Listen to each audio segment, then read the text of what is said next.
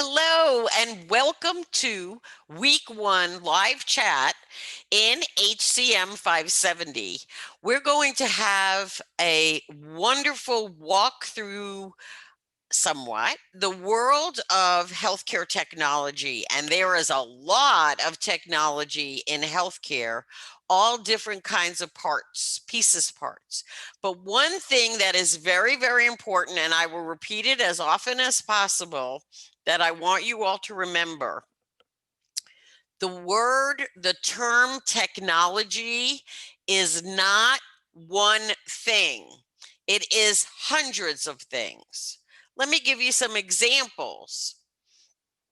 Healthcare technologies includes electronic health records, clinical decision support systems, computerized physician order entry, patient portals, health information exchanges, telehealth or telemedicine, depending upon.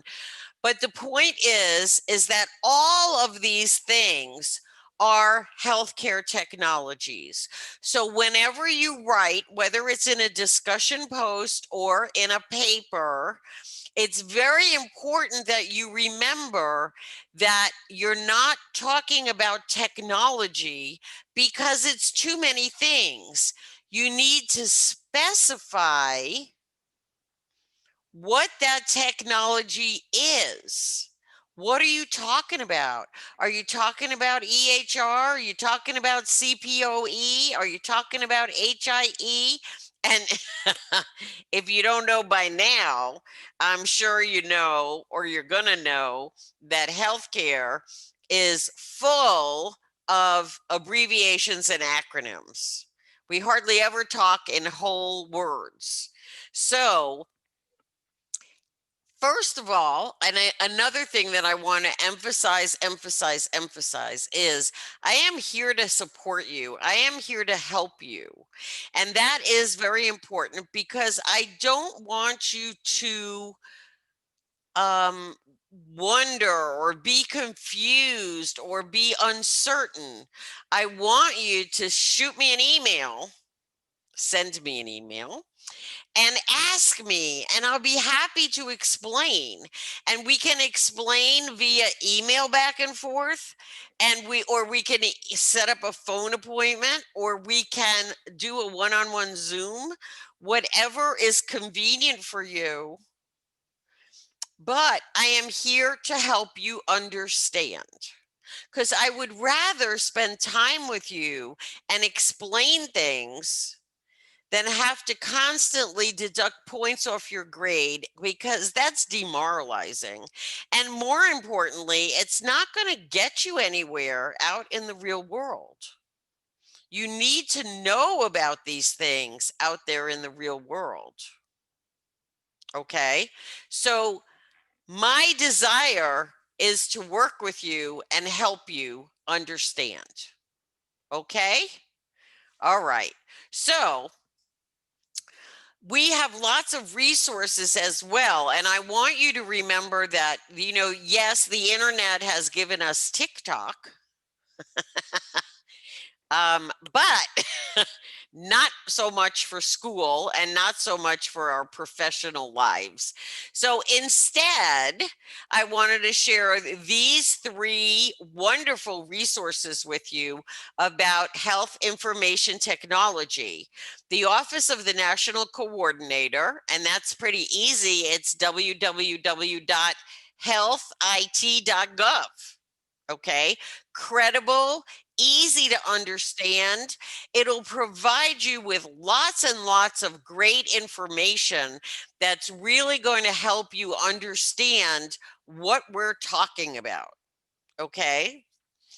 HIMSS is the Health Information Management System Society.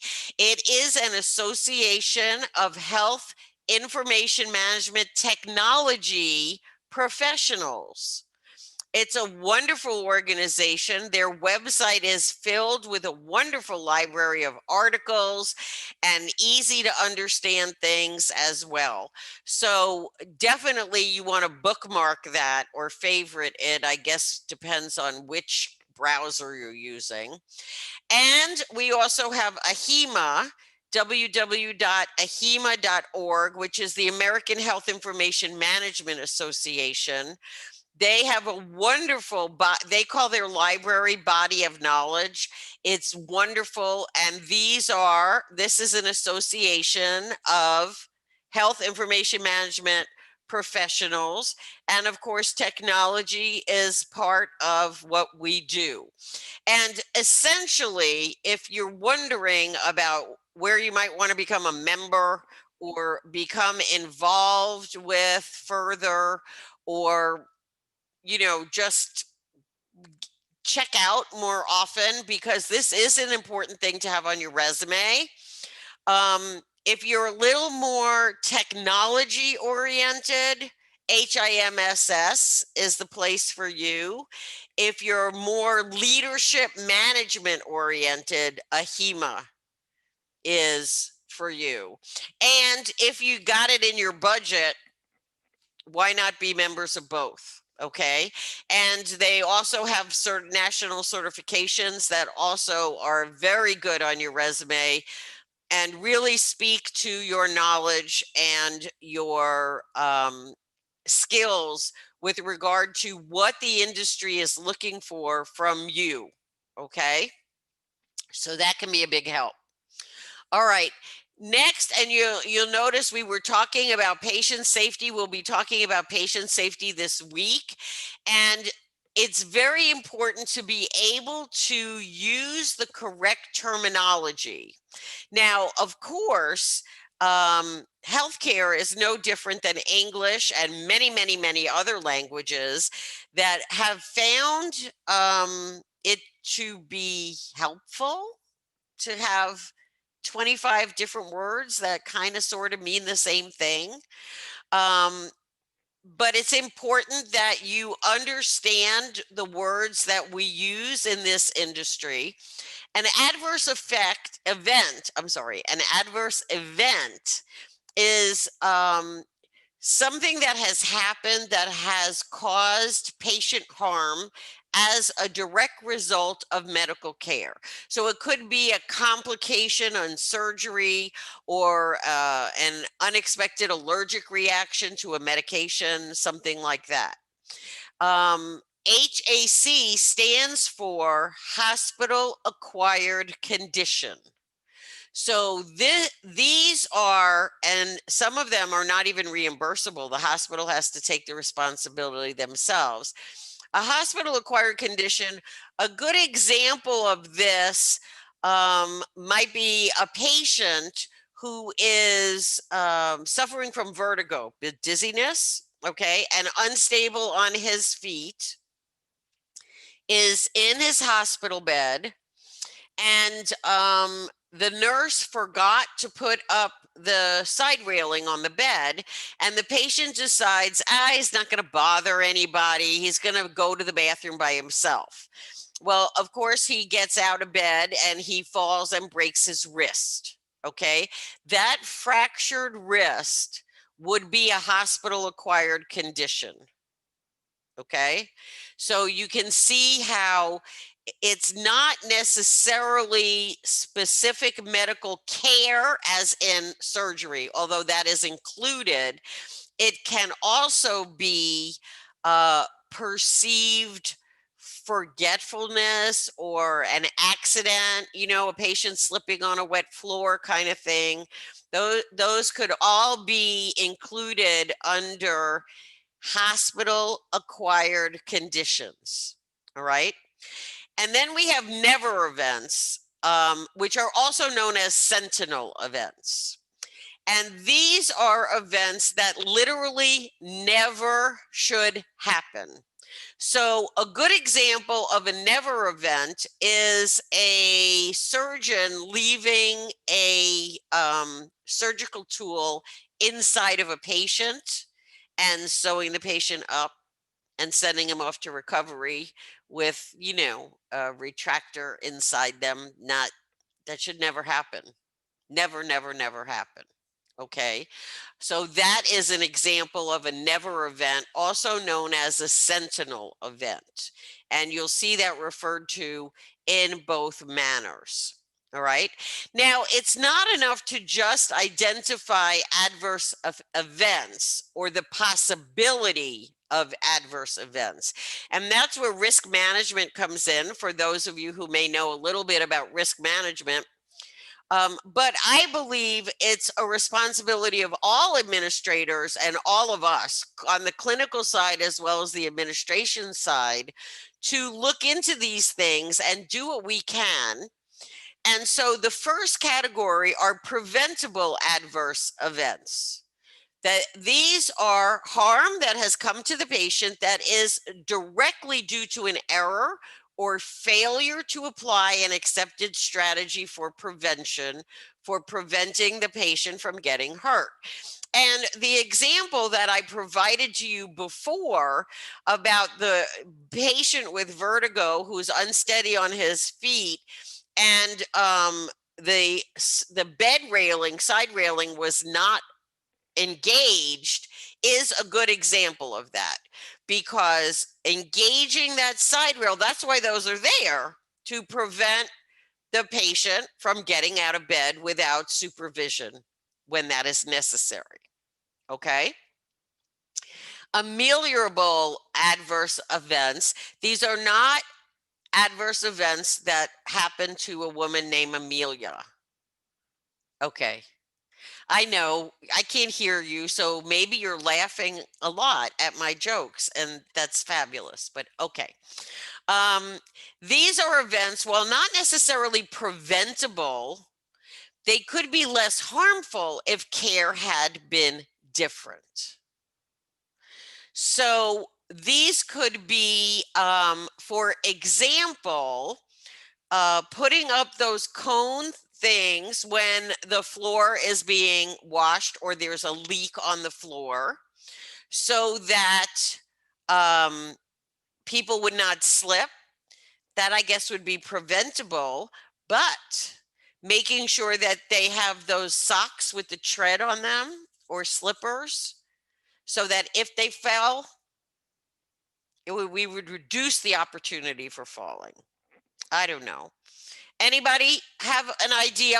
Anybody have an example of what an ameliorable adverse event might be? No? Okay. Think about it. Adverse events due to negligence are strictly those that fall below the standards expected of clinicians in the community. These are things that happen where regular, normal people go, really? And you went to school and you're a healthcare provider? Really? You let that happen? Seriously. And sadly, things like that do happen. Okay. The point is that we always must be analyzing the environment, the processes of how things happen, to make sure that we are doing everything we can to keep our patients and employees, staff members, safe. Okay.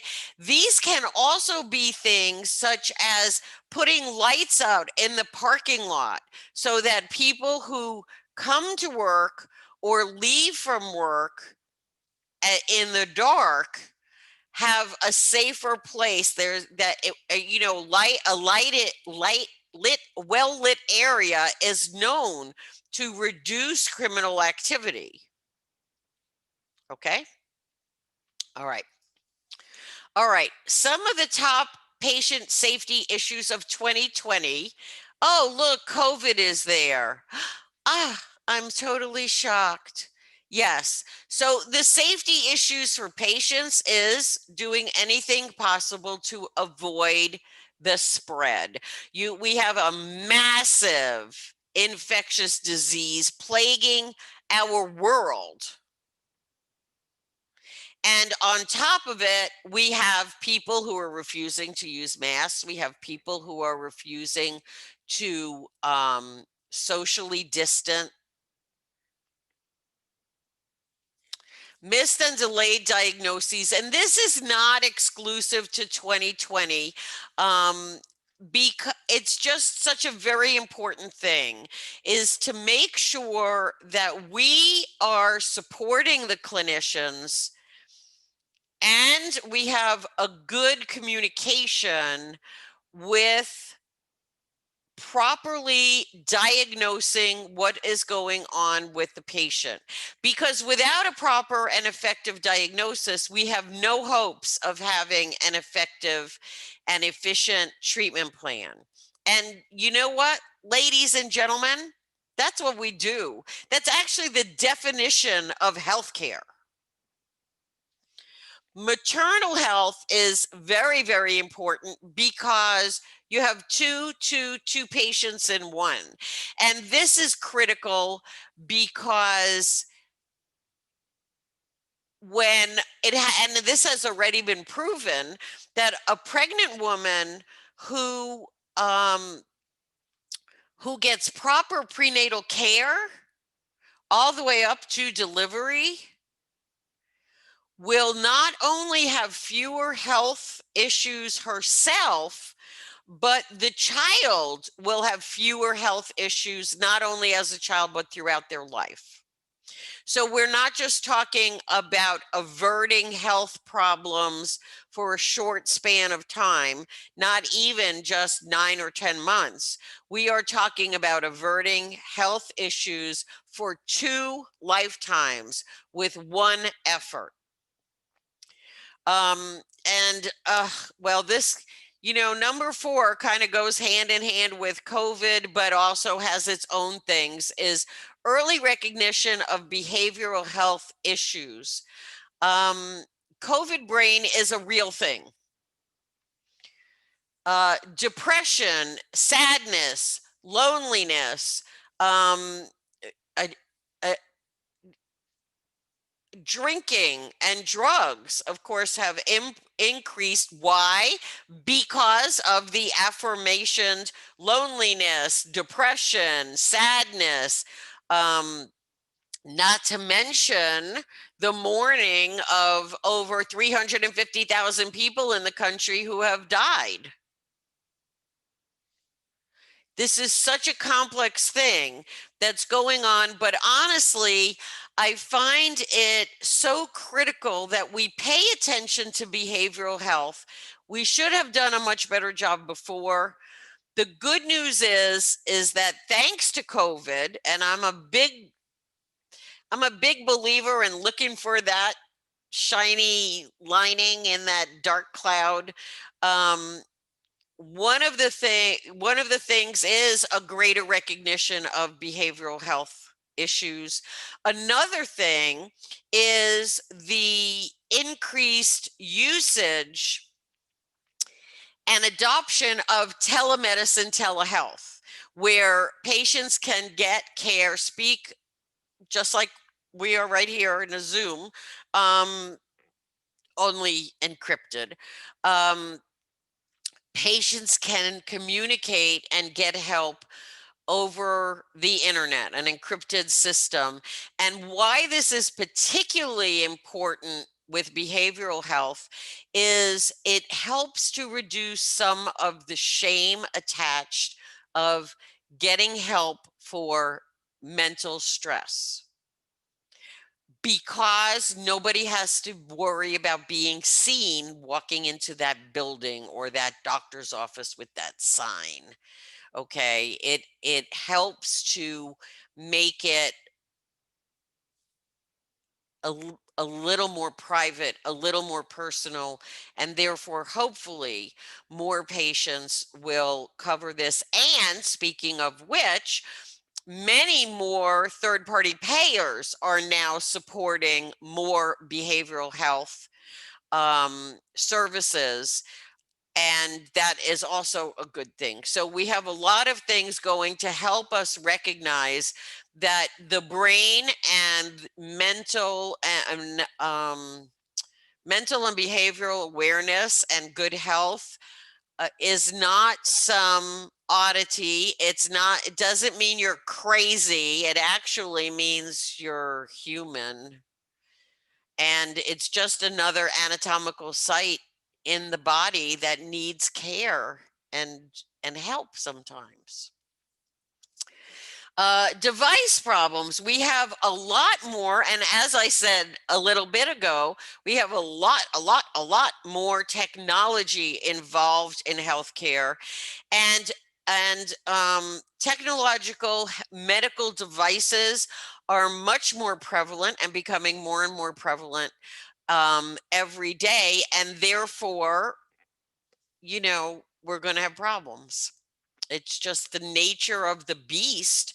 Um, Everything from a glucose monitor and blood pressure monitor, home monitors, to implanted insulin pumps, whatever it is, the more we have developed and approved by the FDA, the more patients that are fitted with these devices and helped by these devices, the more problems that can occur.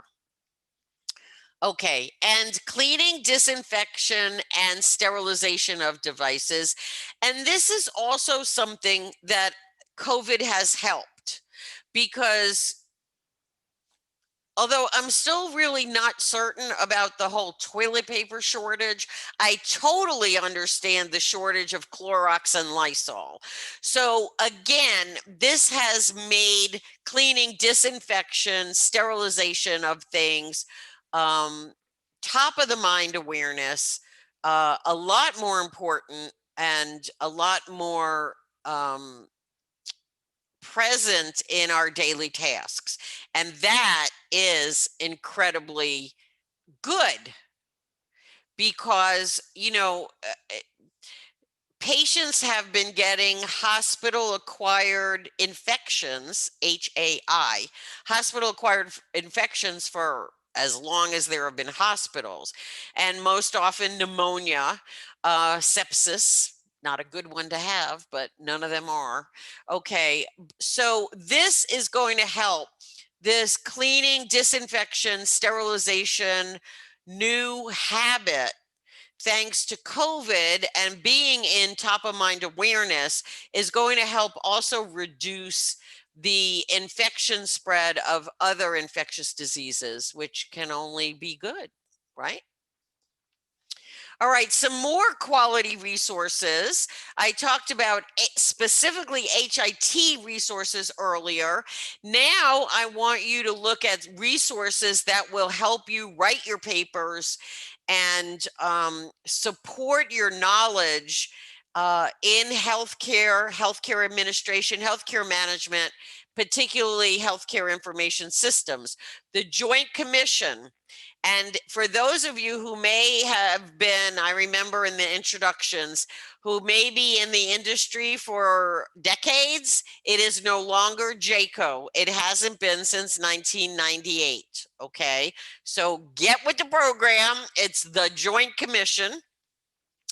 Becker's Hospital Review is an industry publication. They have excellent articles, good researchers, excuse me.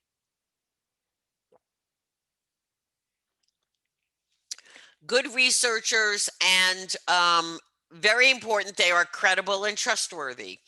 And then AHRQ, the Agency for Healthcare Research and Quality, is another fabulous source for getting information about everything from patient safety to essentially all that we do and all that we must oversee, especially on the administration side of the building.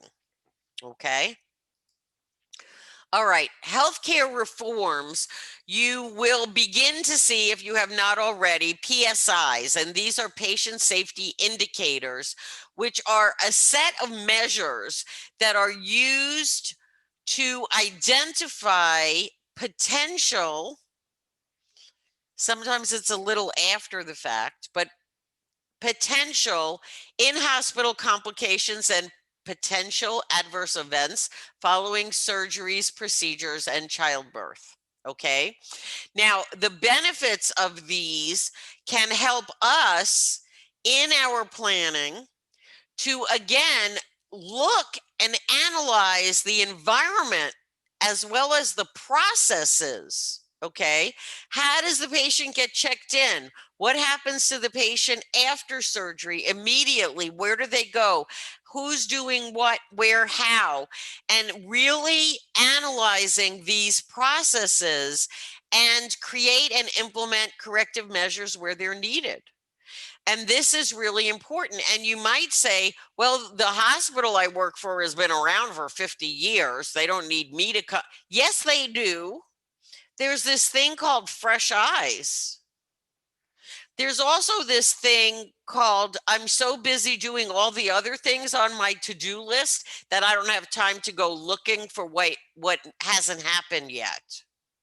Okay, that's called reactionary correction. What's best for our facilities, for our patients, is preventative, to do it ahead of time and prevent anything from happening, not waiting until the crisis has already occurred to know what to do. Okay, so these are very important things that you, as the new person or the new person in the executive suites, that you can contribute. Okay, here are some examples of how you can use these PSIs. Identify potential adverse events that might need further study. So, oh, well, that looks like it might be a concern, but might is not a reason to invest any time or part of the budget. But maybe we need to pull some data about the patients that came through this process. Okay, sometimes you will have anecdotal information, and that can be very hard to deal with because, oh, well, 2 patients in the last month did get a staph infection. Okay, I don't know. What does that mean? 2 patients in the last month. Is that a lot or a little? Are we doing a great job or are we really not good at all? Okay. So you have to do the research. You have to pull the stats. And trust me when I tell you, this is already in the electronic health records. It's not like you have to go make out a questionnaire and go, throughout the hospital. The data is already in the computers in the system. Okay, you want to also look to illuminate complications occurring in a hospital that may represent patient safety events. Okay, well, this patient sprained her wrist, and that patient slipped and fell, got hematomas on her buttocks. I don't know. Again, this goes back to, are these isolated? Let's not make a big deal out of it. This is what we're talking about. This analysis process, pulling data, is going to help you, as they say, see the trees for the forest, as opposed to not seeing the trees for the forest. Okay? And designed to detect patient safety events on a regional level. So these pre-existing, coming from the AHRQ as well as the Joint Commission, can help you think about what to, you're not going to sit in your office all by yourself and go, what might be a problem? No, that's what these PSIs are kind of sharing with you, what has been discovered in other facilities. Let's take a look and see if we can't reduce these episodes or even prevent them altogether. Okay. All right. And again, research sources. When it comes to technology, and boy, oh boy, am I going to be a pain in the gluteus maximus to you all. And I'm warning you. Okay. I'm letting you know. And this is being recorded. So if you weren't here, then you still have this. Okay. I am telling you right now, I insist on you getting a current, valid education. So therefore, when you are doing research for your papers and even your discussion posts, these resources must be no more than 3 years old. 18, 19, 20. Now, because 21 is only 13 days old, we're going to go back to 18, okay? 2018, 2019, 2020. Other general administrative things, you can go back 5 years, back to 2016. But the fact of the matter is that things change quickly in healthcare. Things change quickly in technology, and therefore things change at an incredible speed in healthcare technology. So what was the norm or the most common back in, yes, in 2017 may be a laughing stock nowadays. Nowadays, as in 2020, 2021. I don't want you to be a laughing stock when you go on that interview. I don't want you to be a laughing stock when you attend that meeting and you're asked for your input. You must use trustworthy, credible, okay? And so I created a video for you, and this is the link. I uploaded it onto my channel on YouTube. My name is not on it, but you'll recognize my voice. Okay. I'm happy to email it to you or post it in the course if you are interested and you can't get it off of here, whatever. I want to help you be the super duper best you can possibly be. And that starts with that starts with knowing and understanding what is happening today in healthcare. This is not a history of healthcare class. This information is news you can use. I didn't make that up. Okay. All right. Any questions, comments, concerns, whatever you have, please email me. I am in the course and in my email, my CSU email, every day, 7 days a week, rain or shine. You know, nothing, not even holidays. I'm here. So I promise you a response within 24 hours.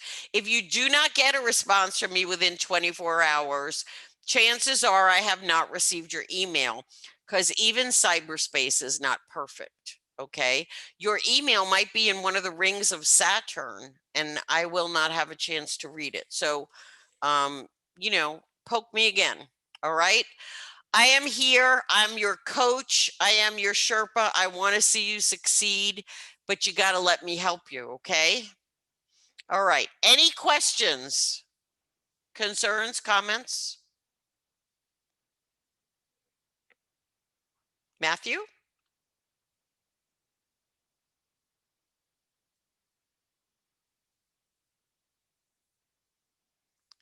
Matthew, if you're talking, I can't hear you. You're on mute. Matthew, do you have any questions? Still nothing. You're not on mute, but I still can't hear you. So if you're talking, I can't hear you.